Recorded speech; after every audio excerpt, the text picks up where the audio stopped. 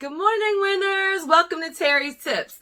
So listen, I have so much information for you guys today. The last couple of videos have been like really jam-packed. And so today is the video you've been asking for. I feel like I say that every week, but it really is. So today we're going to talk about deleting collections from your credit report. Get a notebook, get a pen. And so real quick, y'all see I'm repping for my Villanova Wildcats today. I have to start repping for my city more. My Villanova Wildcats, my Philadelphia Eagles, my 76ers, my Flyers, my Phillies. Start giving some of you guys some shout outs too for some of my faithful subscribers and supporters. So look for that more. I want to start sharing more stories and start shouting my followers out because I truly appreciate you all. Okay, get a notebook, get a pen, because your collection accounts are killing your credit score. And today I'm going to give you game. I'm going to give you a ton of tips about deleting collections from your credit report. And guys, I see these videos out here, right? And it's like they all give you like a snapshot of information. I'm about to give you everything, okay? So if you are new to my channel, welcome. My name is Terry. I am a self-employed entrepreneur, investor, single parent, and every Tuesday and Thursday I upload brand new videos about personal and business credit, about financial literacy, investing, specifically real estate investing. And I would love for you to be a subscriber, like, share, comment. I mean it. Like, share, comment, hit that notification button. Let me know if this information is helpful. All right, so let's jump right in, guys. I'll do my nugget at the end. So a bunch of disclaimers. Get a notebook, get a pen, write these things down, guys. Okay, because I'm going to give you some disclaimers before I even jump in, and you guys need to know them all.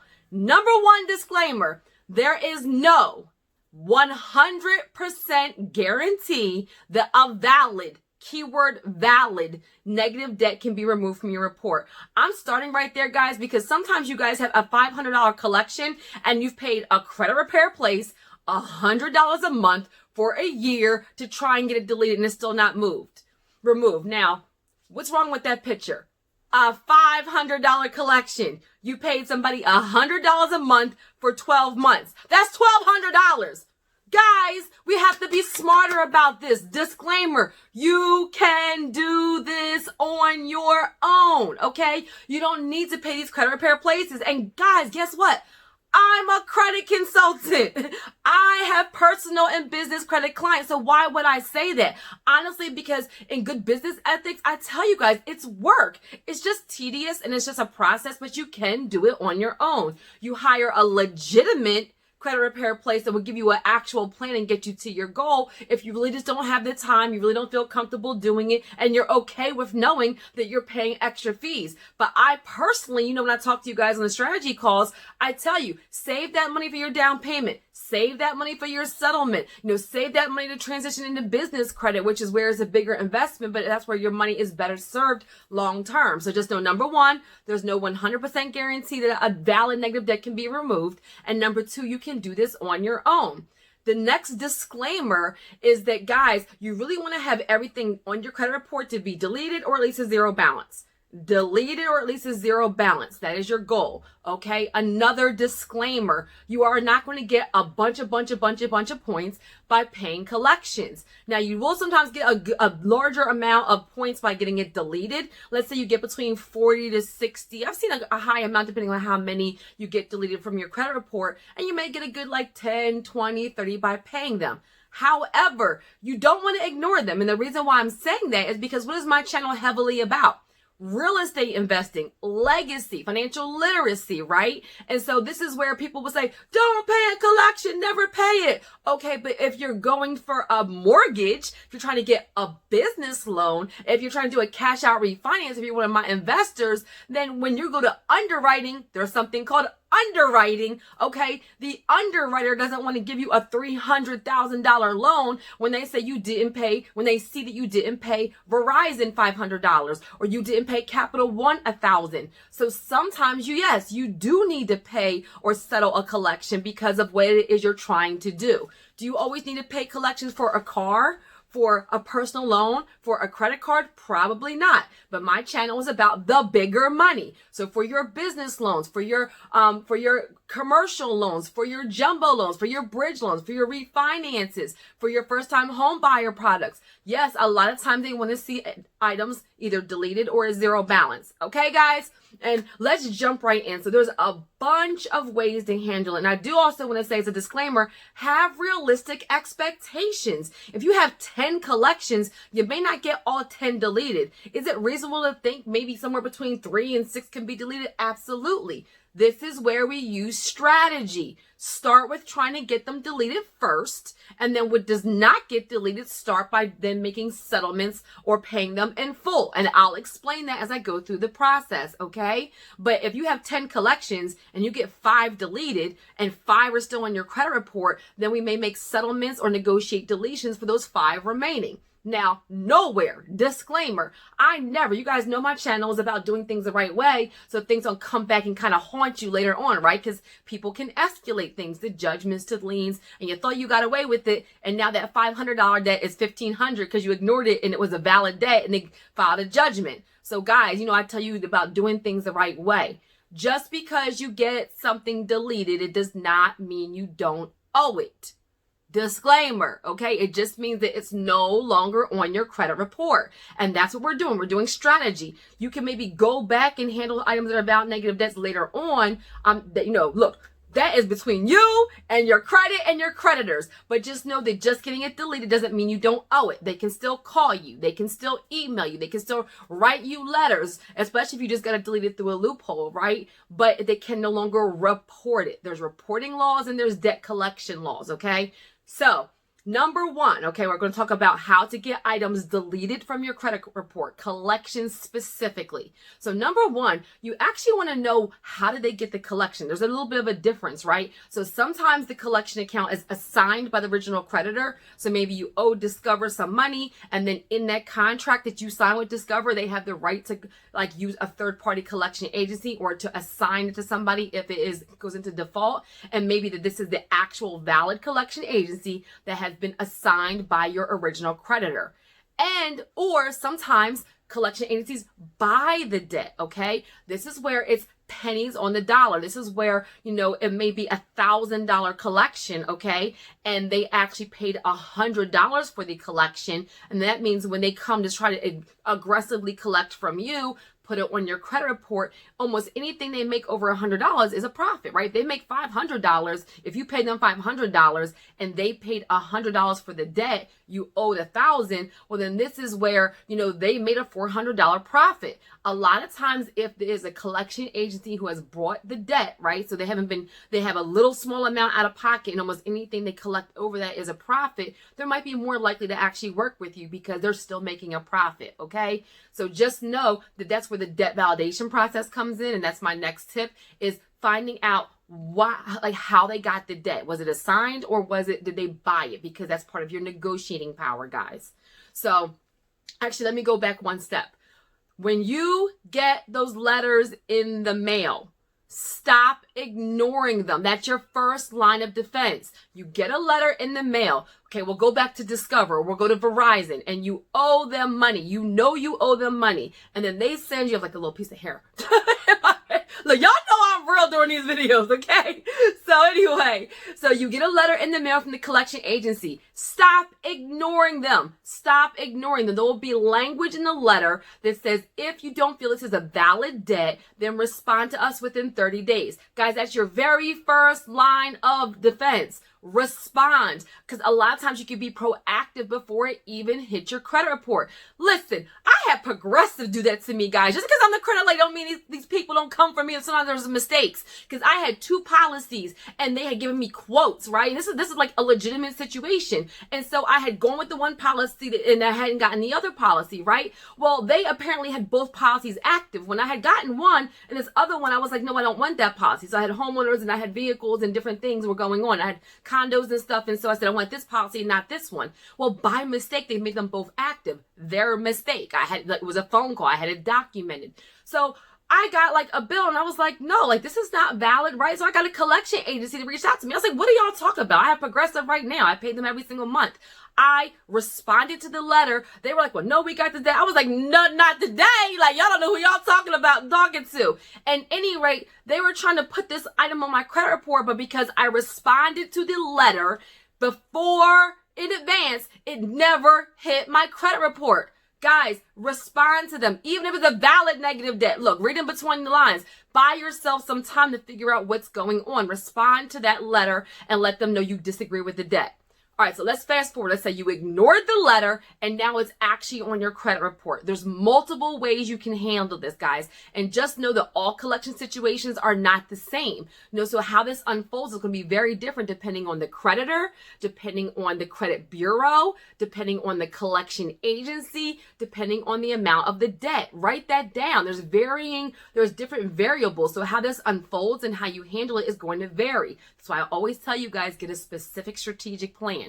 But I'm about to give you all of it, okay? So first we said find out how they got the debts. Then we said respond to those letters. The next thing is a debt validation letter. This is another line of defense, guys. Before you're paying things, reach out to them and say, hey, I need you to validate this debt. What you're looking for is, all the account information to verify that it's actually you. You're also looking for like their business license. Do they have a license to actually be collecting in your state? You'd be surprised some of the loopholes for some of these collection agencies. And is it a valid actual debt? Is it really yours? Do you recognize it? So if they don't respond to you, if they just send a bill, if they don't validate the debt properly, then you can actually go to the credit bureau and say, this is not a valid debt. I need you to delete this from my credit report. And a lot of times with them, if their paperwork isn't in order, once they kind of see that you're fighting them in writing with a debt validation letter, a lot of times they can like cease and desist. Like if they don't actually have the proof for you, then you can respond to them right then and there and say, listen, I asked you to validate the debt.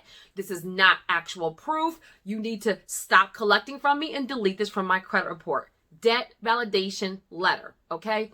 And the next thing, like the third thing, is filing a complaint, guys. So this is where like a lot of these collection agencies are shady. Some of them are really shady. And a lot of times if they get too many complaints, they get shut down. Guys, collection agencies get shut down daily. So if you're aggressive with them, like, listen, this is not a valid debt. I never got a letter in the mail. They never notified you in advance. I need you to delete this from my credit report. This is not a valid debt. I am filing a complaint. There's government agencies that regulate these bureaus. The two biggest ones, the ones they're scared of the most, right, is the FTC, Federal Trade Commission, write that down, and Consumer Protection Bureau. Those are government agencies that regulate the collection agencies and regulate the creditors. You can always file a formal complaint. A lot of times these collection agencies don't want a bunch of complaints because they don't want to be shut down, and they do honestly get shut down for doing shady things.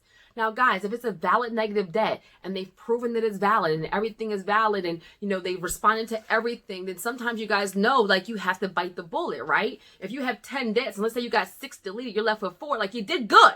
Like, you did good. Like, you know what I mean? You knew that you had some credit issues, at least getting most of them removed. Like, you saved yourselves hundreds, you saved yourselves thousands. But sometimes also when you know it's a valid negative debt and they've responded to everything, they've done everything the right way, the creditor actually assigned it to them. Now, do not let this $500 Discover card, do not let this $1,000 in the Verizon bill stand between you and your destiny.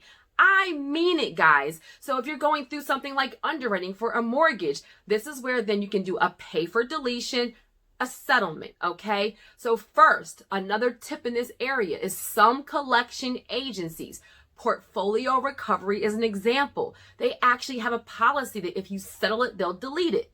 Yes, y'all. So do your research first. When you get your credit report, that's a tip.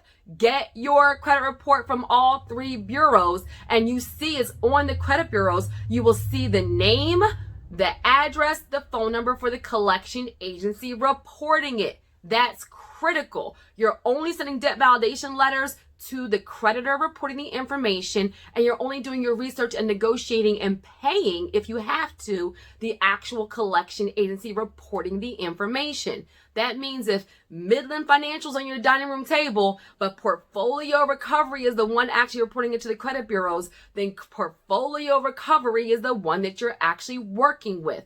And they actually have a policy. I know because I do this all day long, every single day. It's kind of sad that I know some of these creditors. Like I know IC Systems, Midland Fundland, NCO Financial. Like it's really kind of sad. But I know just from doing this all day long, every single day, portfolio recovery will delete it. Now, do they come right out and send it to you? No, you have to ask. Closed mouths don't get fed. And I think that's kind of shady that it isn't unless you ask or negotiate that they'll delete it, but they will. So for some of you guys, before you actually make a payment or make a settlement, then you can actually go to their company website. Do that. Do your research first and find out, do they delete it? What is their policy? Have that in your back pocket when you make a phone call. Okay, that's another tip.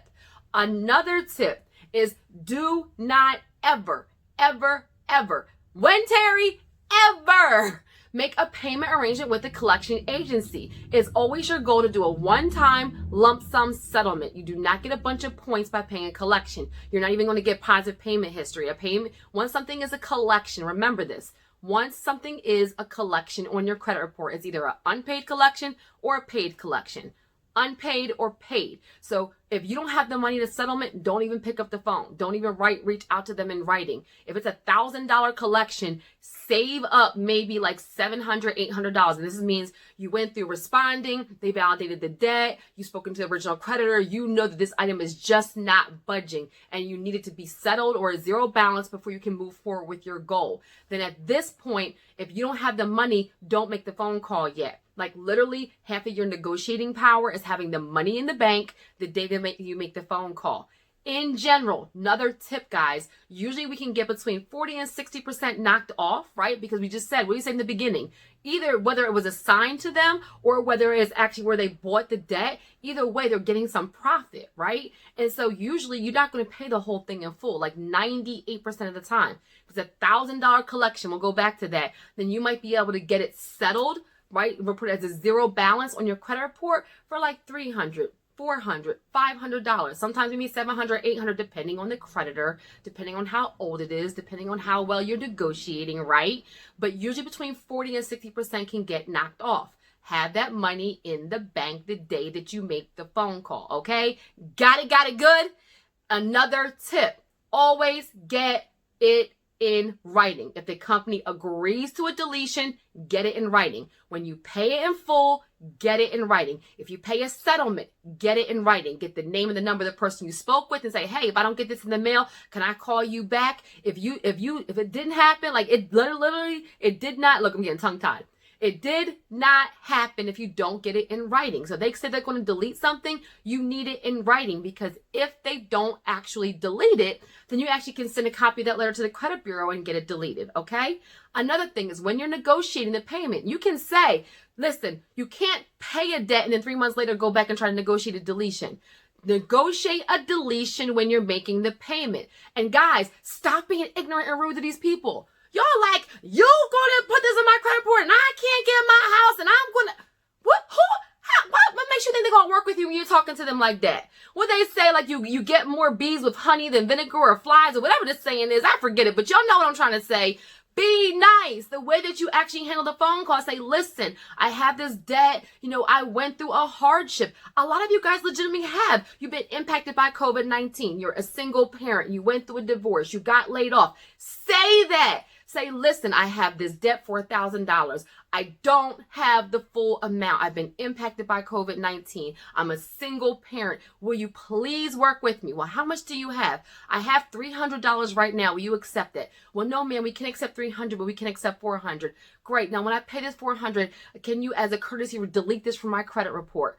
Ask them nicely, delete it because you went through a hardship. Some companies will say, we can't delete the information because we're required by law. This is important, guys. We're required by law to report accurate information underneath the Fair Credit Reporting Act, which is technically true. However, nowhere in the Fair Credit Reporting Act does it say they have to report it. Right? So they can just not report it at all. If it is reported, then yes, it must be accurate, but they also have the option of not reporting it at all. Sometimes if the person on the phone won't work with you, escalate it, ask to speak to a supervisor, but negotiate a deletion at the time of the settlement, okay? So, like, literally probably like a good like 50-50 chance depending on who the collection agency is and how you handle the phone call.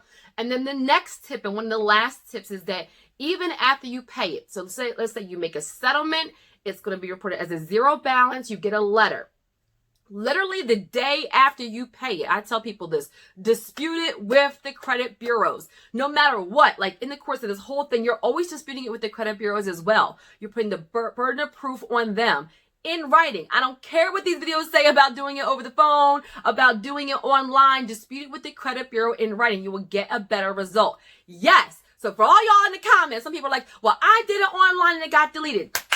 Bravo, okay? Every now and then, absolutely. But for the vast majority, you get a better result when you do it in writing. This is why credit repair, yes, you can do it on your own, but yes, it can be tedious, okay? And that's all it is. You have to commit to the process. So after you make a payment, dispute it with the bureau, because sometimes the collection agencies will tell you, we can't delete this, we can't delete this. But what will happen is if you dispute it, they just won't respond. And that will cause it to get deleted because they've gotten their money. They don't care. It's not worth it for them. Okay. So you have multiple ways. And another tip, the last like disclaimer for you guys is give yourself time. Did you hear all that stuff I said? I said dispute it with the credit bureau. I said do debt validation letters. I said negotiate payments, negotiate deletions. You have to get proof afterwards. You have to dispute it again. That takes some time. Half of credit repair is doing the work, guys. The other half is waiting for it to be reflected on your file. So don't start in August when you're trying to apply for a mortgage in September. On average, no matter what I tell people, and even myself, let's say I want to apply for something, right? And I need something to be updated on my file. I start at least 90 days out. At least give yourself 3 to 6 months to start working on items so whatever you do can actually be reflected on your file, okay? Give yourself some time. Okay, that was a lot, and I've been trying to make these videos shorter because I know that you guys have a short attention span, but you just can't get it all out in like 5 or 10 minutes. So I talk fast. Hopefully y'all got some notes. Took some notes because I talked about debt validation. I talked about responding to the first letter. I talked about filing a complaint. I talked about doing a settlement and not doing monthly payments. I talked about finding out why they got the actual letter. I talked about, how it will impact your credit report. I talked about the time frame. I talked about documenting it. Like, I talked about researching the actual collection agency to see if they remove it. I gave you a ton of information in this video. And then I even talked about expectations. If you have 10 collections, maybe 5 get deleted, the 5 that are left are the ones that you negotiate settlements with or actually negotiate deletions with, and that you want everything negative to be deleted or zero. Okay? Got it good. I hope that was helpful for you guys. I actually have even more information. Maybe I'm going to do like 2 or 3 parts and like break it up into parts and just redo that again. I'll look at doing like a collection series for you guys. But that was the overall game for all of it, okay? And for my nugget, guys, I want you to get uncomfortable. Get uncomfortable with your situation. Don't be okay with where you're at. You're only going to move and really be aggressive with change if you're uncomfortable with where you're at. And I mean it. And I want you to think about this. If you are an adult, 20, 30, 40, 50, and you don't have $10,000 in the bank, liquid cash right now, something's wrong. That means that you have not in a 10-year time frame, right? And I said 20, 30, 40. A lot of you guys have been at a job or working or self-employed for 10 years, 20 years, 30 years. And that means if you don't have $10,000 in the bank, that means you are not able to, with your current situation, save $1,000 a year, which is less than $100 a month. I want that to sit right there for a second. You cannot tell me that you need to make some changes if you don't even have $10,000 in the bank right now, which is less than $100 a month. You're not able to save with your current situation $100 a month. That means we need to change our behaviors. We need to change our income. We need to change our expenses. We need to change how many streams of income that we have. And so take a snapshot of where you are and get uncomfortable. Be mad. Like, if you're not where you want to be, I want you to be upset with you and make some changes. And yes, everybody goes through hardship. Yes, sometimes things are not our fault, but no excuses. When you know better, you do better. So now you are where you are today, right? We're in October 2020, and today, this month, this is the time that you're going to commit to change. If you want different results, you have to do something different. Get uncomfortable, make the changes, and then share your testimony. Amen. So I hope that was helpful. Like, share, comment. I'm sorry it was long, but there was so much information, and I'll look at breaking it down to like a 3-part series as well. Have a super amazing day on purpose. Yay, Wildcats.